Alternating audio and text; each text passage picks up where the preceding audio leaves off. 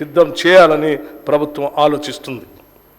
రాష్ట్రంలోని అన్ని పుర ప్రాంతాలని సమగ్రంగా అభివృద్ధి చేసేందుకు పూర్తి స్థాయి ప్రణాళికలు కూడా సిద్ధం చేస్తున్నామని తెలియజేస్తున్నాం. రాష్ట్ర ఆర్థిక సిఫార్సుల మేరకు పట్టణ ప్రాంత అభివృద్ధికి నిధులు విడుదల చేస్తాం. ఈ బడ్జెట్లో పురపాలక శాఖకి 11,692 కోట్ల రూపాయలు ప్రతిపాదిస్తున్నాం. రైతు బాగుంటేనే ఊరు బాగుంటుంది. వ్యవసాయం లాభసాటిగా ఉంటేనే రాష్ట్రం యొక్క ఆర్థిక పరిస్థితి మెరుగుపడుతుంది. అందుకే రైతు రుణమాఫీ అంశాన్ని మేము మా ఎన్నికల ప్రణాళికలో కూడా స్పష్టంగా పేర్కొన్నాం. ఎన్నికల ముందు ప్రజలకి హామీ ఇచ్చిన విధంగానే రైతు రుణమాఫీ పథకాన్ని అమలు చేయబోతున్నాం.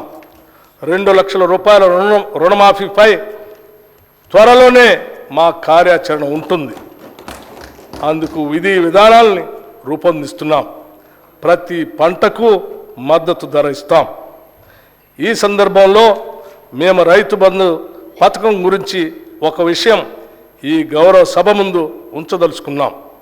రైతు బంధు యొక్క ముఖ్య ఉద్దేశం రైతుకు పెట్టుబడి సాయం అందించడమేనని గత ప్రభుత్వం ఈ పథకాన్ని ప్రారంభించింది.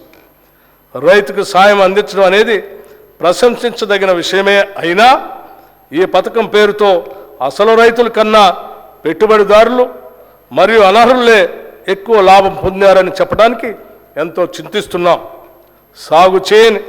సాగు చేయటానికి పనికిరాని కొండలు, గుట్టలు, ఆఖరికి రోడ్లు ఉన్న స్థలానికి కూడా రైతు బంధు సాయం ఇచ్చారు.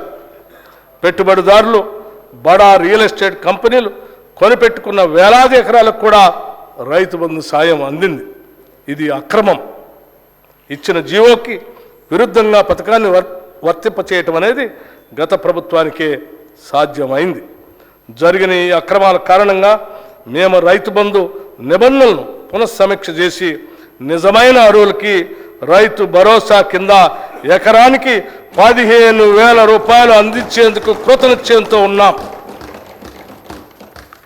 గతంలో భిన్నంగా మేము కౌలు రైతులకు కూడా రైతు భరోసా సాయాన్ని ఇవ్వటానికి మార్గదర్శకాలు సిద్ధం చేస్తున్నాం. అదేవిధంగా ప్రధానమంత్రి ఫసల్ బీమా యోజన కార్యక్రమాన్ని ఆధారంగా చేసుకొని రాష్ట్రంలో పంటల బీమా పథకాన్ని పటిష్టంగా అమలు చేయబోతున్నాం.